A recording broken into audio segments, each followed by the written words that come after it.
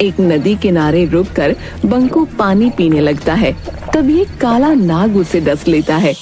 उसी समय तपस्वी देवराज वहाँ से गुजरते समय बंकू को तड़पता देख उसके पास आ जाते हैं। सांप को पानी में जाता देख तपस्वी देवराज तुरंत समझ जाते हैं कि बालक को सांप ने काट लिया है। वो अपने हाथों से डसे हुए स्थान पर हाथ फेरते हैं। बंकू तुरंत उठकर बैठ जाता है। तुम कौन हो बालक? इस घने जंगल में कैसे आ गए? प्रणाम महाराज, मैं बंकू हूँ। मेरे गांव से प्रतिदिन एक बच्चे को इस जंगल का शेर लाकर मारकर खा जाता है। मैं उसे ही खोजने आया हूँ। तुम्हारे इस नेक कार्य से मैं प्रसन्न हुआ। जाओ, मेरा आशीर्वाद है कि कोई भी तुम्हें मार नहीं सकता। जानवर के सामने तुम में उससे 10 गुना शक्ति आ जाएगी। बंकू वहाँ से चलकर शेर की गुफा के सामने उसके गांव के बच्चों का बहुत सा कपड़ा पड़ा दिखाई देता है। वो जोर से चिल्लाता है, बच्चों का शिकार कर खाने वाले कायर शेर, बाहर निकल। दम है तो मुझसे मुकाबला करके दिखा। अबे पिद्दी बालक, भाग जा यहाँ से। शायद तू मुझे नहीं जानता।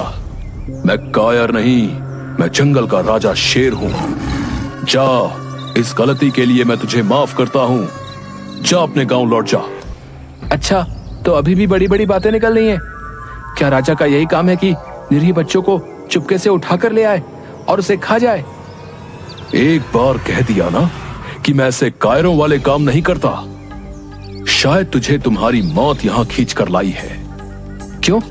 एक बालक के सामने अपने कुकर्मों को बताते हुए शर्म आ रही है। बस, बहुत हो गया। अब मैं और बर्दाश्त नहीं कर सकता। शेर छलांग मारकर बंकू को दबोच लेता है। दोनों में गुत्थम गुत्था हो जाती है, लेकिन कुछ ही पलों में बाजी पलट जाती है।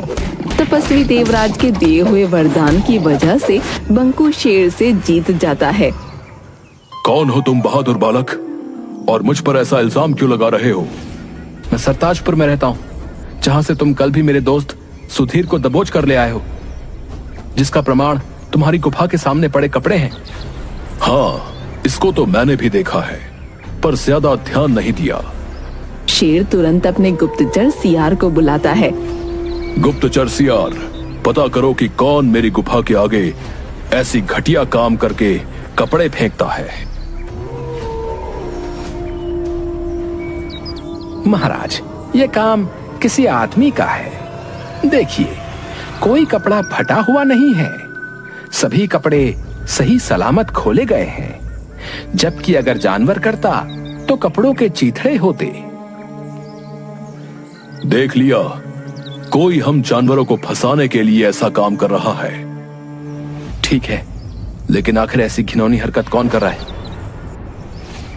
मैं सामने पेड़ पर से आज रात नजर रखूंगा। रात भर बंकू मचान पर जगा रहता है, लेकिन वहाँ कोई नहीं आता। करीब 4 बजे उसे नींद लग जाती है और वो सो जाता है। तभी चिड़िया की आवाज सुनकर बंकू जग जाता है। वो देखता है कि कंबल ओढ़े हुए एक आदमी सुधीर के कपड़ों को शेर की गुफा के आगे फेंक रहा है। बंकू मचान से उतरकर उस आदमी को पकड़ लेता है। भौंकता कहाँ है? जरा अपना चेहरा तो दिखा। भौंका? तुम तो गांव के सारे बच्चे तुम ही गायब कर रहे हो। मरेगा, सब मरेगा। अब कोई नहीं मरेगा, अब बस तू ही मरेगा। इतना कहकर बंकू जोर से भोगा के पेट में मुक्का मारता है, लेकिन भोगा को कुछ नहीं होता। अलबत्ता भोगा के एक मुक्के से वो बेहोश हो जाता है। समय पर शेर के आ जाने से भोगा वहाँ से भाग जाता है। उठो बालक। वो कहाँ गया? वो तो भाग गया। बंकू तपस्वी देवराज की कुटिया पर जाकर, प्रणाम महाराज। आदमखोर शेर को मार डाला तुमने? नहीं महाराज, आदमखोर शेर नहीं, आदमखोर शमशान में रहने वाला भोगा है। लेकिन आपके वरदान ने उस पर क्यों काम नहीं किया? मैंने वरदान दिया था कि जानवर के सामने तुम में उससे 10 गुना शक्ति आ जाएगी। ये आदमी पर लागू नहीं होता। उस भोगा में तो बहुत शक्ति है, उसे परास्त करना मुश्किल है। भोगा ने एक ऋषि को खाने में मांस दे दिया था। तब ऋषि ने उसे शमशान का मांस खाने का श्राप दे दिया था। उसको मारने का क्या उपाय है महाराज?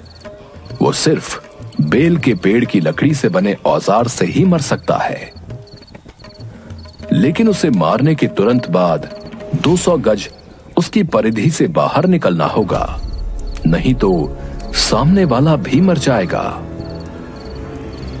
बंकू बेल के पेड़ की लकड़ी को नुकीला करके भाला बना लेता है और चीते पर बैठ शमशान पहुंच जाता है।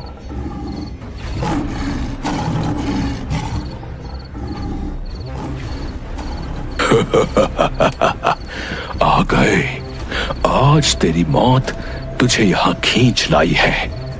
अभी तुम्हारे दोस्त सुधीर को ही खाने जा रहा था, लेकिन अब पहले तुझे खाऊंगा। चीते, तू भाग जा, नहीं तो तू भी मारा जाएगा। पहले तू बचकर दिखा, ये ले। बंकू भाले से कई बार वार करता है, लेकिन भोगा को कुछ नहीं होता। बालक, हो गई हसरत पूरी, अब तू मेरा शिकार बनेगा। तभी अचानक तपस्वी देवराज वहां प्रकट होते हैं।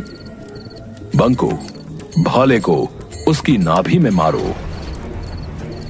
बंकू जैसे ही भोगा की नाभि में भाला मारता है, एक विस्फोट होता है। बंकू तुरंत चीते पर बैठकर 200 गज दूर हट जाता है। भोगा का शरीर वहीं भस्म हो जाता है। बंकू को सुधीर के साथ आते हुए देखकर गांव वाले खुशी से उछल पड़ते हैं। सेठ मंगत लाल और सरपंच हुकुम सिंह बंकू को इस कार्य के लिए 500 स्वर्ण मुद्राएं देते हैं।